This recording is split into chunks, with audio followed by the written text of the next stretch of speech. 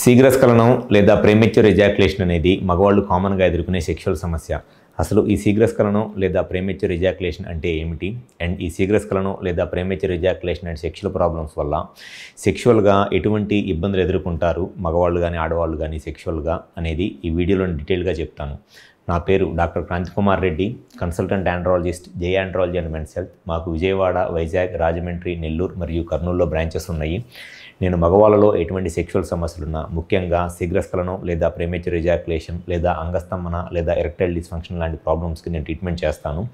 ముందుగా ఈ వీడియోలో నేను చెప్పదలుచుకున్న టాపిక్ ప్రీమెచ్యూర్ ఎజాక్యులేషన్. అంటే శీఘ్రస్ఖలనం లేదా ప్రీమెచ్యూర్ ఎజాక్యులేషన్ అనేది మగవాళ్ళు కామన్గా ఎదుర్కొనే సెక్షువల్ సమస్య.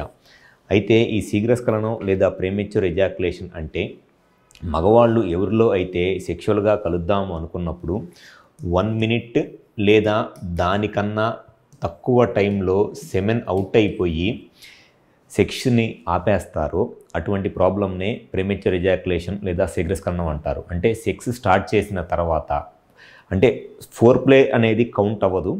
వెజైనల్ ఇంటర్కోర్స్, పెన్నిస్ వెజైనాలోకి ఇన్సర్ట్ చేసి ఇట్లా కంటిన్యూస్గా స్ట్రోక్ చేస్తా, ఆ స్ట్రోక్ చేస్తున్న టైంలో 1 మినిట్ కన్నా తక్కువ టైంలోనే సెమెన్ అవుట్ అయిపోయి సెక్స్ని ఆపేస్తారో, సెక్స్ అయిపోయిద్దో ఆ ప్రాబ్లమ్నే ప్రీమెచ్యూర్ ఎజాక్యులేషన్ అని అంటారు. దాన్నే తెలుగులో శీఘ్రస్ఖలనం అంటారు.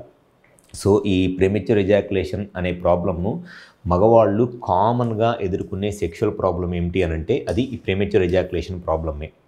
ఈ ప్రీమెచ్యూర్ ఎజాక్యులేషన్ లాంటి ప్రాబ్లమ్స్ వల్ల చాలామంది ఈ 1 మినిట్ కన్నా తక్కువ టైంలోనే సెక్స్ అయిపోవటం వల్ల మేల్ కానివ్వండి, ఫీమేల్ కానివ్వండి, అంటే సెక్షువల్గా మగవాళ్ళకి ఎప్పుడైనా సరే ఎక్కువసేపు సెక్స్ చేయాలనే కోరికే ఉంటుంది. అంతేగాని 1 నిమిషమో లేకపోతే 1/2 నిమిషంలోనో సెక్స్ చేసి సెమెన్ అవుట్ అయిపోతే ఎటువంటి సాటిస్ఫాక్షన్ రాదు.